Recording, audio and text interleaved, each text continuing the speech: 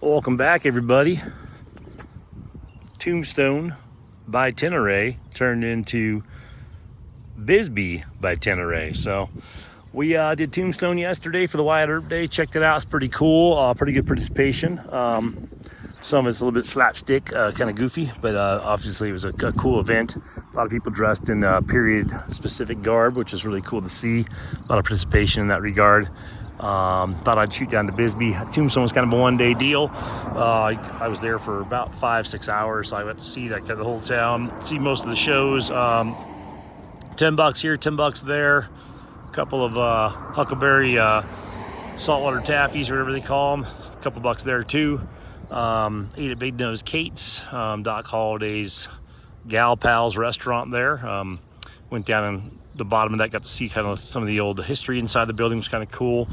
Decent food, overpriced as expected, as everything would be over there, but nothing more than, I guess, a normal restaurant nowadays. I guess it was a burger with brisket on top of it, and onions and pickles and the whole 9 yards. So and fries. So I can't really complain. I guess it was probably about market value, $17-18 for a decent sized plate with fries.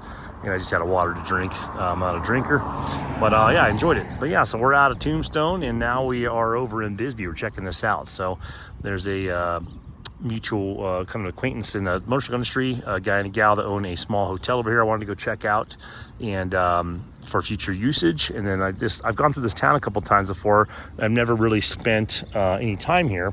We came during the sneeze herd around the world, me and my kids, and you weren't able to go and really enjoy the town to the level I was hoping to. I know there's a lot of novelty shops in here, a lot of arts and craft type stuff, a little bit of a hippie commune kind of thing going on here. So it's kind of interesting to come back from Tombstone yesterday, where they're really trying to keep that Wild West heritage alive, that outlaw heritage alive, the lawman heritage alive, the mining heritage alive. And then you come over here and they're really trying to just live in a mining town, but it's kind of an art colony kind of thing. So a lot of artists, a lot of, like I said, a lot of hippies, a lot of musicians, things like that, which is pretty cool. A lot of really cool, eclectic little buildings.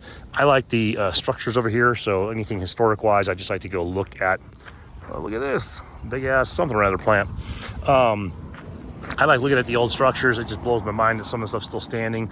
This town, compared to the, I don't know, hundreds of ghost towns I've been to, and living ghost towns and old mining towns, I'm just surprised how many structures are still standing here. It's just to me, it blows my mind. I don't have a drone. I'd love to put something up in the air and see what it looks like. I'm sure there's drone footage all over YouTube, but to have all these little mining cabins on the sides of the mountain, and old pioneer style cabins on the side of the on these mountains, and have people still have them living in there is pretty impressive. You don't see that too much in towns.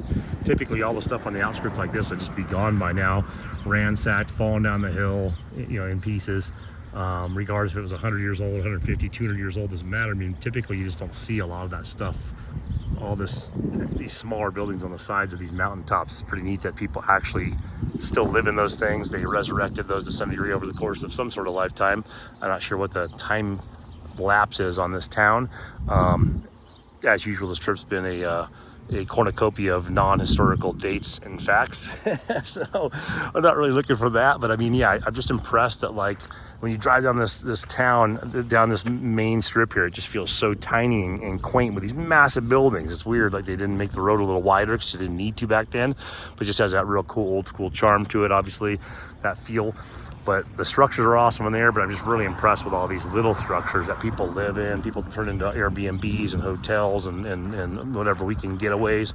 It's really neat to see that they've kept the heritage down here, kept the heritage of the buildings, I guess, and the architecture is really cool. Like I said, a lot is going to be just novelty shops, very similar to Tombstone or Jerome or any other ghost town you go to.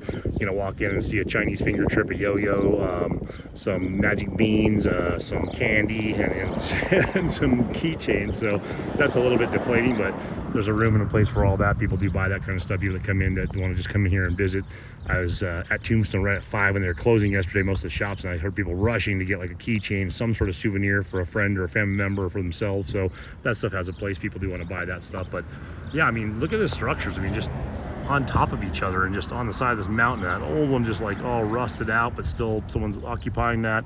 These little houses, little ones on the side. I don't know what else has been built up since the fall of this town and what was preserved, but I just think it's crazy impressive that there's that many buildings like in this little canyon still you know, being utilized, you know, whether they be an Airbnb or a full-time residence or rental, whatever, but it's just pretty neat. The big buildings are respected. I mean, even that's impressive as well, because you see a lot of ghost towns where, you know, even more modern towns, that these things are just completely empty. There's nothing in them. See the old paint on this one, so it's like cigar on the side. I don't know if it was, you know, cigar factory or what the details were, but pretty freaking awesome. I think it's just, I don't know, to me, the old structures really just kind of tell the story, and it's just really cool to be around those things and see what they look like. So, very impressed. But yeah, so we're gonna jump on the bike. We're gonna go down to check out the downtown and rip through the main road that goes through the entire town right here. And then we're gonna get some food and we're gonna go check out some sights. Stay tuned.